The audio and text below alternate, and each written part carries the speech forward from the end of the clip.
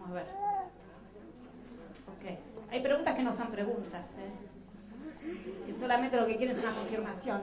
Hay una ahí atrás y alguien más que me había dicho. Una ahí atrás y alguien aquí. Y ahí empezamos. Y total, después hay tiempo para más preguntas. Así. A ver, en este último libro tuyo, Sí. una de las cosas que dices, que subrayas, Sí. es que lo más importante es que los padres nos cuestionemos todo respecto a lo que hacemos. Bueno, yo me pregunto hasta qué punto eso le podemos transmitir al niño, ¿no? Pues un poco de falta de criterios y hasta, no sé. No te entendí. No entiendes, falta de criterios me refiero a que si nos estamos cuestionando todo, al final llega un momento en que, no sé, hay veces que haces una cosa, otras veces otra cosa, nos perdemos un poco, no sé cómo explicarme. no lo relaciono con lo que te estoy diciendo. No, estoy tratando de pensar qué interpretaste para tratar de hacer esta pregunta, pero seguro que después cuando hablemos un poquito más y yo voy a contar un poquito cuál es el planteamiento de este libro, una vez me vuelves a hacer la pregunta. Bueno, y para terminar, alguien allá atrás. Sí, ahí llegás, Gloria.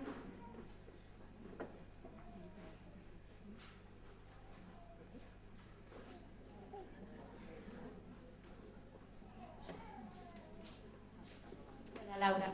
Una pregunta. Cuando uno trabaja con mamás, tengo a veces la sensación de encontrar dos tipos de madre y siempre se atiende a los extremos.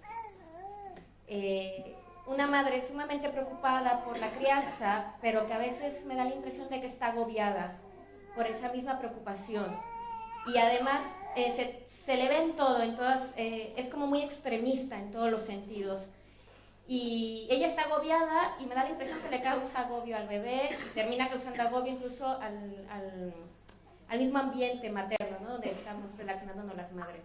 Y por el otro lado tenemos a la que no le interesa tanto el mundo de la crianza, que vive más bajo los parámetros, entre comillas, normales que nos encontramos, ¿no? Y que también encontrar esos dos extremos y poder llegar a un punto intermedio de decir es que podemos hablar también de la madre, entre comillas, volvemos, normal, que trabaja, que está preocupada por la crianza, pero que también en el mundo, ¿no?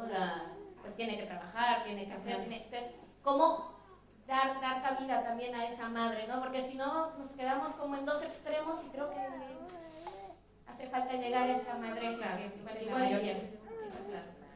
Bueno, ya van a averiguar que todas estas, gracias, todas estas preguntas a mí me sirven, pero les vamos a dar una vuelta de tuerca, ¿se entiende la expresión? Bueno, arrancamos, total después si hay más preguntas sobre lo vamos haciendo. En primer lugar les quiero, a ver, ¿hay alguien en la sala que no ha leído nada? Ni idea, que lo trajeron aquí engañado. Bueno, son los menos, te trajeron engañado. Bueno. En primer lugar, lo que les quiero decir es que todos nosotros en nuestra civilización somos, en nuestra civilización quiero decir nosotros, nuestros padres, nuestros abuelos, nuestros bisabuelos, nuestros tatarabuelos, o sea, venimos de una civilización patriarcal, basada en la conquista, basada en la pelea, basada en la dominación de unos hacia otros. Y entonces la lógica de lo que nosotros hemos organizado en la totalidad de las áreas de la vida humana responden a un cierto patrón.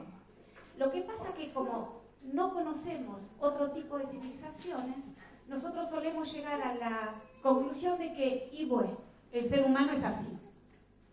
El ser humano es violento, es agresivo, es cruel, es manipulador o lo que fuera.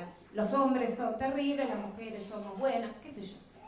Las mujeres somos afectuosas, los hombres son guerreros, o cualquier otro tipo de teoría que podemos abonar. ¿Y por qué la abonamos? Porque no vemos nada que sea diferente. Por donde vamos, cambiamos de país, cambiamos de ciudad, cambiamos de población y nos encontramos con lo mismo. Entonces llegamos a la conclusión de que nosotros somos así. En verdad, claro, los antropólogos vieron, se van a una tribu perdida de África y miran con sus telescopios durante 30 años y entonces dicen, los pigmeos de no sé qué, ¿no? Y ahí siempre nos vamos como a algunos pedacitos de civilización en medio del Amazonas para tratar de ver algo que tenga que ver con el origen de del diseño del ser humano. Y resulta, algo muy increíble, es que cada bebé humano que nace adecuado a la especie de todos los humanos y nace sin cultura. Mismo en un hospital de Manhattan, o de aquí de San Sebastián, o en Australia, o en Buenos Aires, o en Milán, o en Venezuela. O en la ciudad, o en el pueblo, rico, pobre, es igual. Es decir, que el bebé humano que ha vivido, últimamente ni los dejamos quedados 9 meses en el útero materno, pero bueno, porque ya ni eso les dejamos, pero supongamos que ha vivido suficiente tiempo en el útero materno donde vivió en un perfecto paraíso. Porque el bebé, inclusive si la madre no lo ha deseado, si tiene muchos problemas, si fue fruto de una violación, a ver, ese bebé, desde la vivencia del bebé, obtiene todo lo que necesita, que es alimento permanente, contacto corporal con su madre permanente, cobijo permanente, calor permanente, movimiento permanente.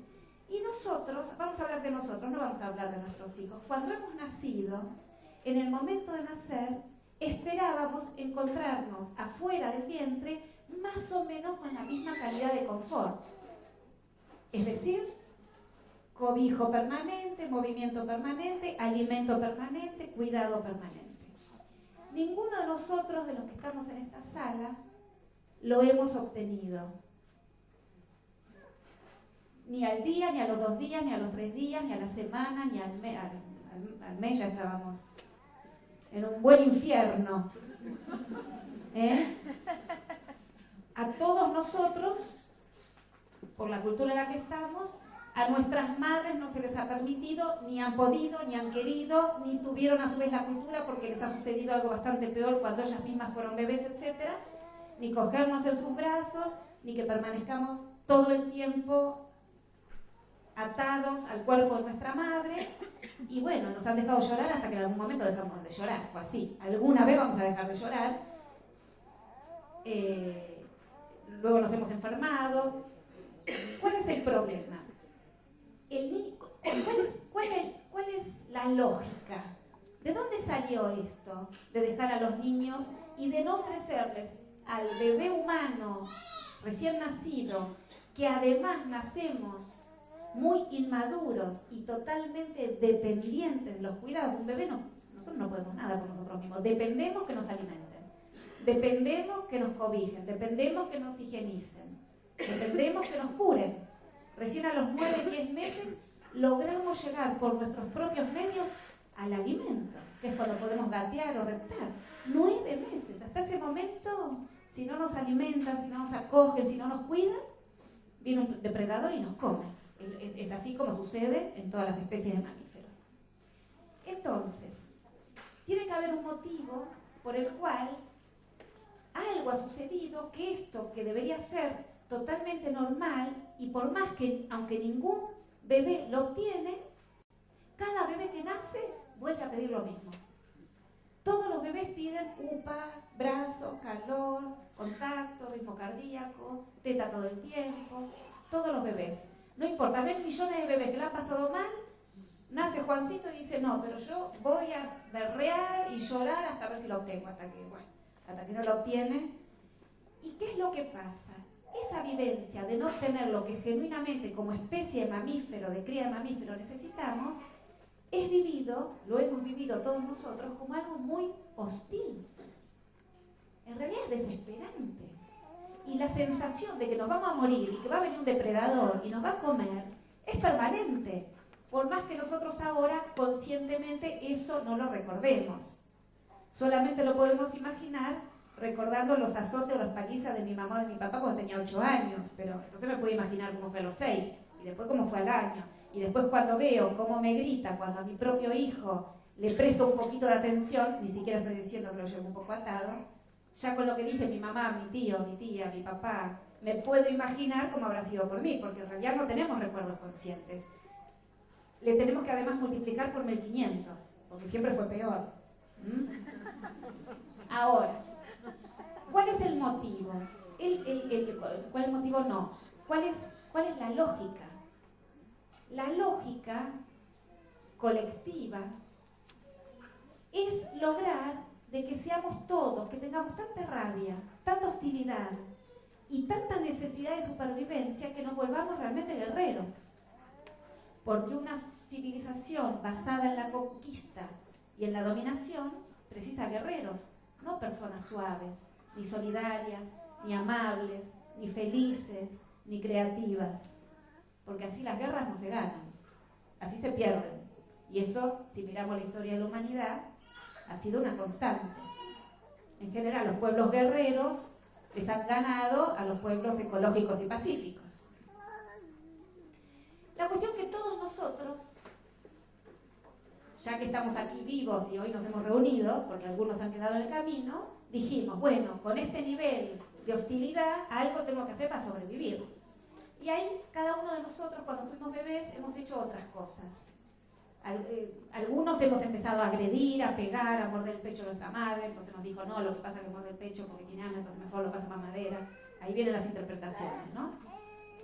Cualquier interpretación. Vieron que las interpretaciones siempre juegan a favor nuestro. Nunca interpretamos en contra nuestro.